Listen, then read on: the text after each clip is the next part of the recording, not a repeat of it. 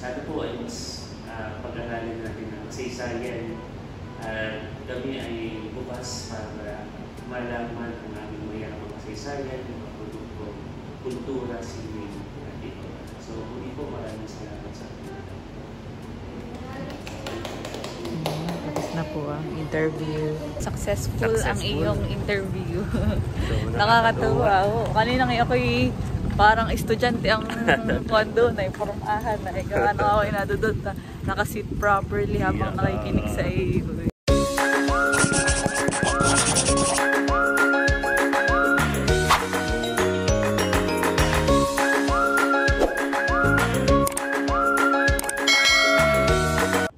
Hello po mga kadilag. Ate Gwapo lang. Magandang araw po at welcome back sa aming YouTube channel. So for today's vlog ay papunta po kami ng munisipyo at sasama po ako kay Kagwapo lang dahil siya po ay may interview daw po ngayon. Yan. So para sa kaalaman ng ating mga viewers, subscribers, tayo po kahapon ay may nag-email sa ating mga kadilag. Wow. At sila ay mula sa St. Benil at sa De La Salle. Wow. So, mga student sila at mga writer. Nagulat nga ako kadilag at nung nag-check ako ng email, ay bigla sila nag-email. So, parang meron silang press, yung press, likhaan ng mga manunulat. Tapos ay gusto daw nila akong ma-interview ngayon. Papunta sila sa bayan natin, sa General Nakar. Wow. At gusto nilang alamin yung kasaysayan ng General Nakar. So, ayun, ikaw pa naman ay author, sakto. Tama na ikaw ang i-interviewin nila. Yan. So, sila ay, ang ating schedule sa kanila ay ngayong 12, ngayong tanghali. So, ngayon po ay 10:45.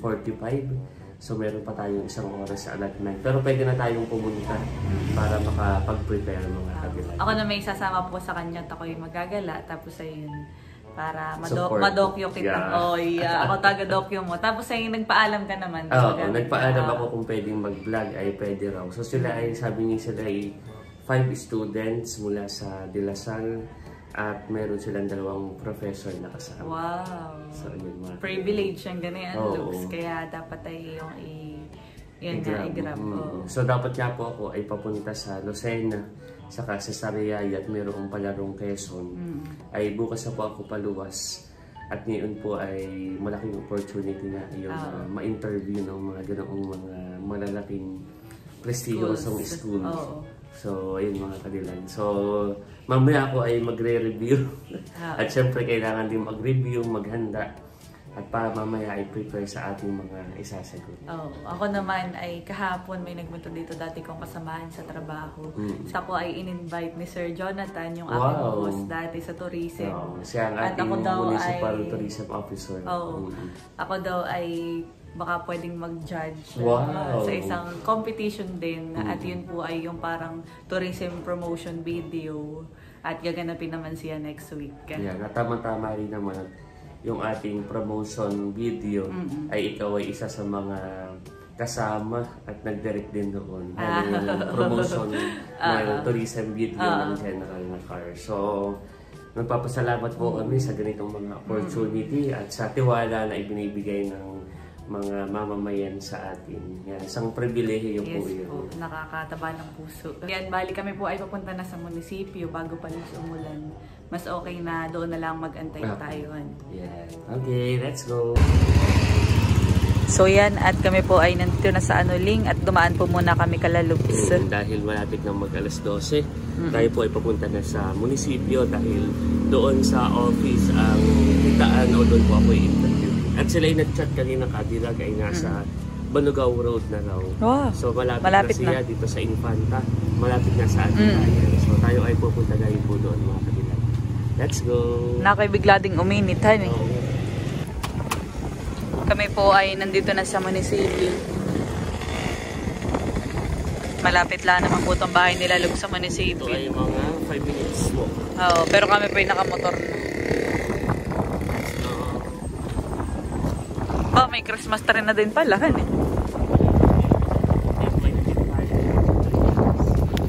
malapit na pala. Next week. Nandito na po kami sa may lobby. At dito na lang po namin inaantay yung pong mga padating na mag-i-interview po kay Lugs. So, hindi na sila po sa infarita. Baka bilang tumating ay paakyat pa ba kayo kay baba. So, dito na natin sila. Saan bali ang ano? Ang venue ninyo ng pag-uusap? Okay. So, doon ay parang siyang conference room. So, doon na lang sila. Pero kung gusto ka naman nila dito, pwede rin. Oo. Para mas maganda. Oo, makikita nila ang monumento ni General Nakar. Sa atin para sa gusto kami dito. Oo. Kasi pwede rin mo sa tabing dagat. Para maganda ang kanilang pinaka-event.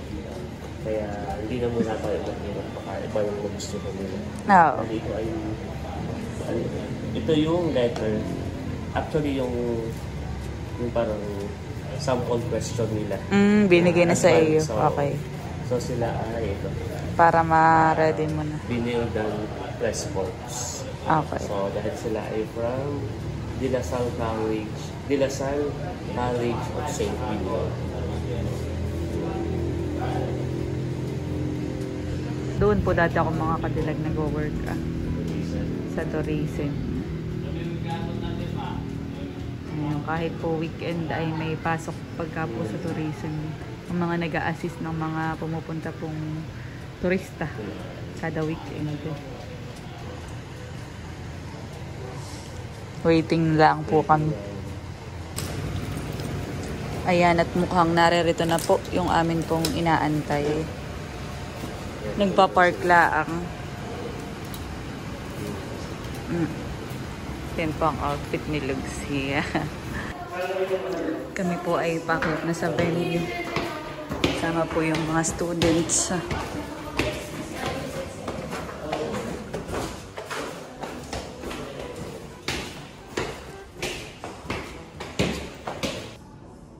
So yan, at nag-i-start na po ang interview mga kadilag. At ako po ay nakitoilet lang dito. Kanina po pala ay nagpakilala pa lang si Lugs. At di pa po sila nag-start. Bago pa lang po.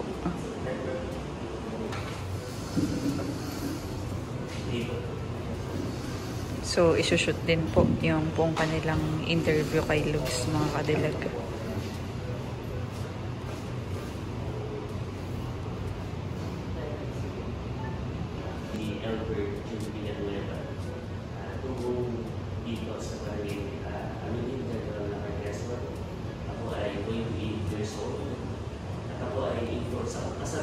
Isa ako information officer ng General Nakar.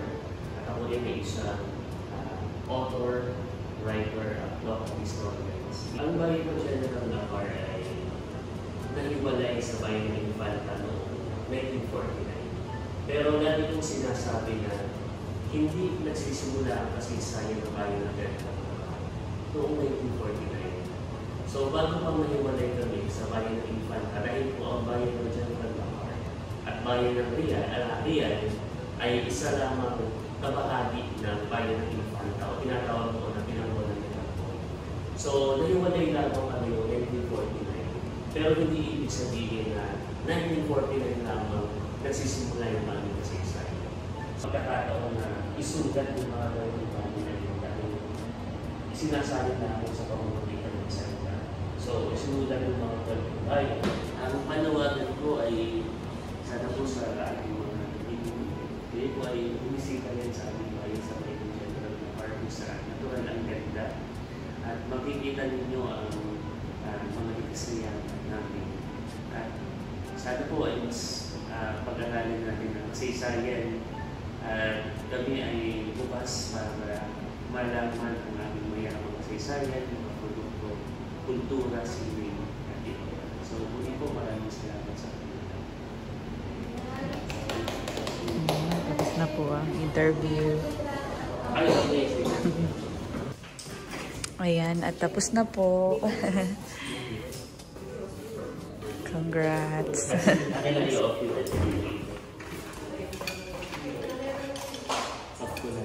Okay, lagski. I-off daw po muna niya yung mga ilaw. Dahil yun nga, weekend po ay wala pong pasok ko. Tara. Let's go. Galing ng iyong interview. Okay, para akong nakikinig sa professor ko kanina. Oo, mahusay. Hindi ko inano lahat. Hindi ko po sinama sa vlog. Ayan, thank you po.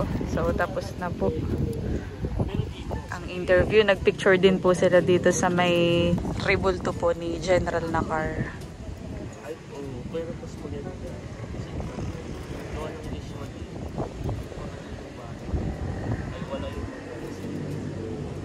Ayan. Thank you.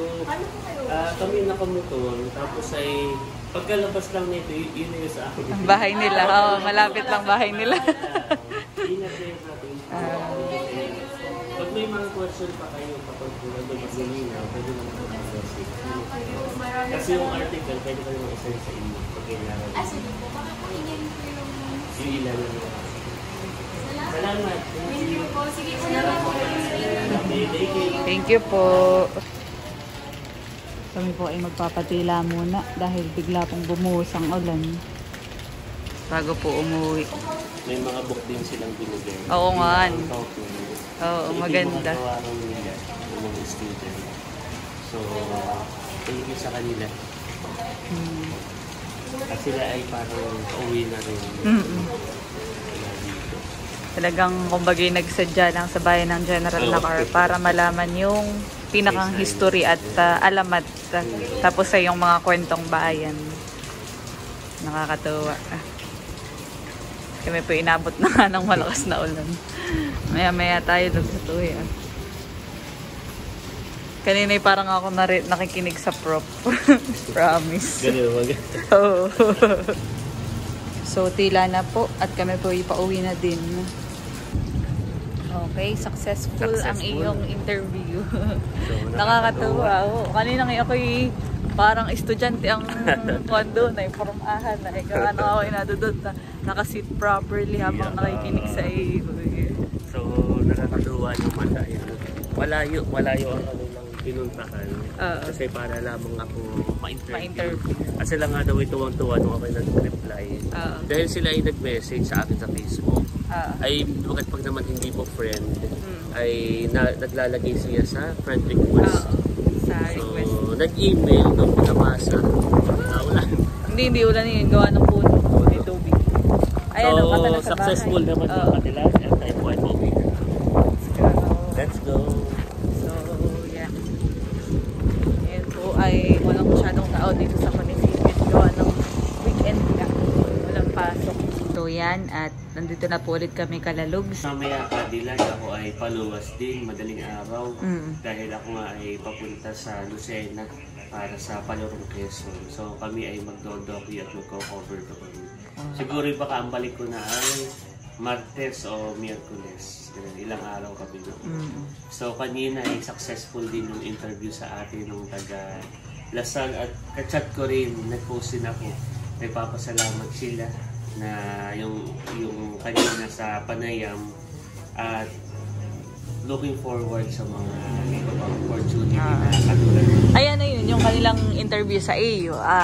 Mapapanood mo din? Yun yung mapapanood, gagawa nila ng article, susulatan parang nila. documentary ganyan. Oo, tapos ay video. So sa Facebook sila ay The Binildian. Dahil sila ay siyempre sa De La Salle College of St. Benil sa Manila. So, yun, pwede nyo pong i-follow o i-like sa Facebook yung kanilang The Binildian. Yun po yung official Facebook page ng student journalist ng De La Salle College of St. Benil. So, salamat din sa kanilang book na ibinigay sa akin, pinakang token. So, sila rin yung mga gumawa nito. At nakakatuwa dahil magkakaroon pa ako ng idea kung paano gumawa pa ng ibang mga book. So ito yun yung kanilang official na pahayagan. Habang kami po ay nanonood ng vlog. Ito yun sa Facebook. Wow. So thank you so much sa inyo, sa kanilang professor at sa mga student na ating nakapanayam. Kung kanina po tatay na interview ng mga student, yung po yung Lasalay, baga po ang mga malalaking school ay UP, Ateneo, yung po yung De La Salle. Ay nag-interview po sa akin mga college students. Tapos po ay gusto nilang... malaki. Ako nga po yung nagulat ko nag-message na i-interview daw ako. At ako po yung sanay paluwas. Kaya nung nalaman ko Dilasal, ay akin na munang pinasabalian. Tapos binanggit ko po kay Mayo. Ay tuwang-tuwa rin, parang proud siya. Kaya sa munisipyo na pati ginanap yung interview, ay halos parang isang oras mahigit yung aming interview. Yun po ay ang ano na yun ay ang title ng kanilang paksa ay Alamat ng General Naka. So ang mga tinanong po sa akin ay kwentong bayan at kasaysayan ng General Naka. Isa sa sample ko noon ay yung Anuling. Alam ni Tatay yun, yung kwentong bayan ng Anuling. Yung tinanong kung ano yung pangalan na itong barangay ay hindi maunawaan ng katutubo yung tanong ng dayuhan. Tinawag niya yung kanyang asawa na tawagan nila ay Darling. At the short doon ay Ling. Ling! Ano? Tumugon naman yung asawa. Ano? Ling! Yun daw yung kwentong bayan.